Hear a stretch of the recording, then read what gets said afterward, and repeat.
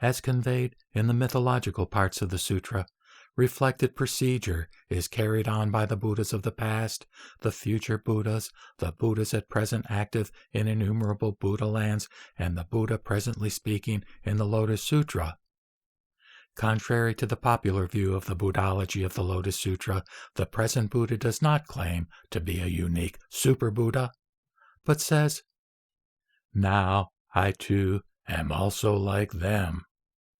That is, like all the other Buddhas. Like the other Buddhas, he knows the condition of living beings and teaches them accordingly. Thus, he says, "Knowing that all living beings have many kinds of desires deeply implanted in their minds, I expound the Dharma in accordance with their basic dispositions by means of various karmic reasonings, similes, verbal expressions, and my power of skillful means." In spite of the variety of the form of teaching, however, he says, "The purpose of all these is to secure perfect knowledge of the one Buddha vehicle." The whole passage is very closely parallel to those which preceded about other Buddhas, past and future, and in other worlds and space. They all use skillful means for the sake of the one Buddha vehicle. Again and again, it is insisted that the variety of teachings is all for the sake of the one Buddha vehicle. Whatever the Buddhas do always has the same purpose, namely, quote, "only to make the Buddha knowledge clear to all living beings." Indeed, this is why they appear in the world at all. Stated a little more elaborately, he says, "The Buddhas, the world-honored ones, appear in the world only on account of one very great karmic cause, and that is variously stated as to cause all living beings to open Buddha knowledge and gain purity, to manifest Buddha knowledge to all living beings, to cause all living beings to awaken to Buddha knowledge, and to cause all living beings to enter the way of Buddha knowledge."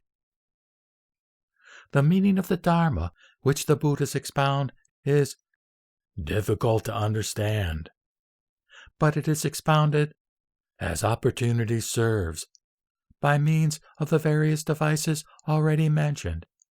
This is because the Dharma itself cannot be understood by ordinary discriminative thought, but only by Buddhas. The variety of teaching is therefore on the side of the recipients, while the Buddhas have but a single purpose. Were it not for this great karmic cause, they would not appear at all. As it is, they appear rarely enough, just as the Udambara flower is seen only once in 3,000 years.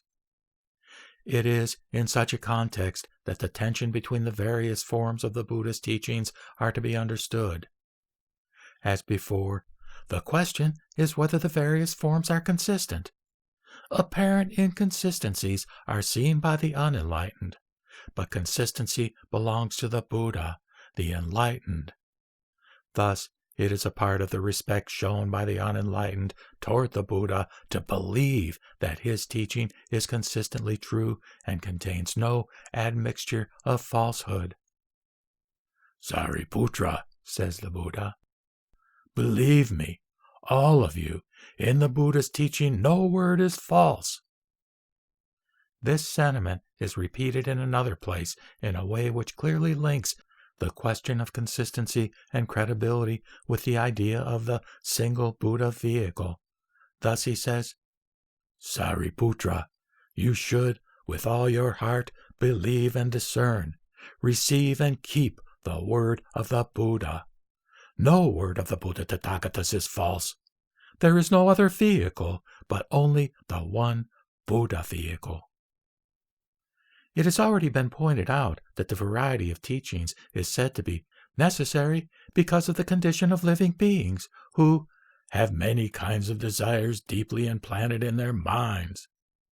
This state of affairs can also be presented cosmologically, as in the section now being considered.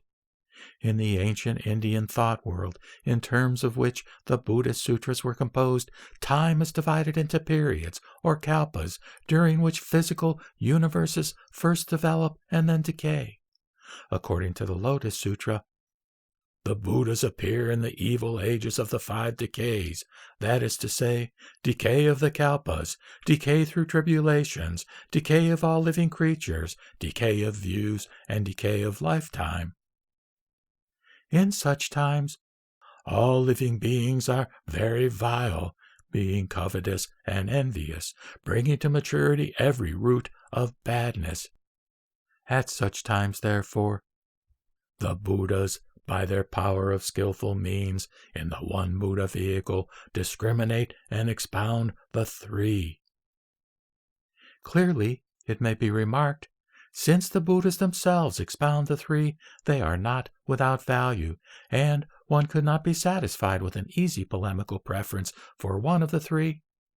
The following sentence is crucial for the whole dialectic of the matter, and runs, "If my disciples who call themselves Arhats or Pratyeka Buddhas neither hear nor understand that the Buddha Tathagatas teach only Bodhisattvas, these are not the Buddha's disciples, nor Arhats nor Pratyeka Buddhas." The idea that the Buddhas teach only Bodhisattvas is used to bring about the necessary critique of the other 2 vehicles. But the Bodhisattva vehicle itself is still on the side of the 3. That is, it still belongs to discriminatory exposition. Therefore, the Bodhisattva vehicle is also required to be transformed and superseded by the one Buddha vehicle, which gives an equal validity to the other 2. All provisional vehicles must give way to the final intention of the teaching, or they lose their value altogether. It is only by being dismantled that they come into fruition. It is in this sense that the polemical relationship between the Mahayana and early Buddhism is to be understood. It turns on the spiritual state of the disciples themselves. The Lotus continues, "Again, Sariputra, you should know that those monks and nuns who claim that they have already become arhats and say, 'This is our last bodily state before final nirvana,' and thereupon do not again devote themselves to seek after supreme perfect enlightenment, are all extremely conceited." The statement has a polemical edge, just like the story of the 5,000 proud members of the audience who left the assembly, and presumably it illustrates a historical rivalry within ancient Buddhism. Nevertheless, the interesting thing is again the dialectic implied in the subsequent explanatory sentence, which runs, "There is no such thing as a monk who has really attained arhatship if he has not believed this dharma." It appears that really attaining arhatship entails arriving at a recognition of the provisional and dispensable characteristic of the attainment. It is the opposite of being conceitedly stuck.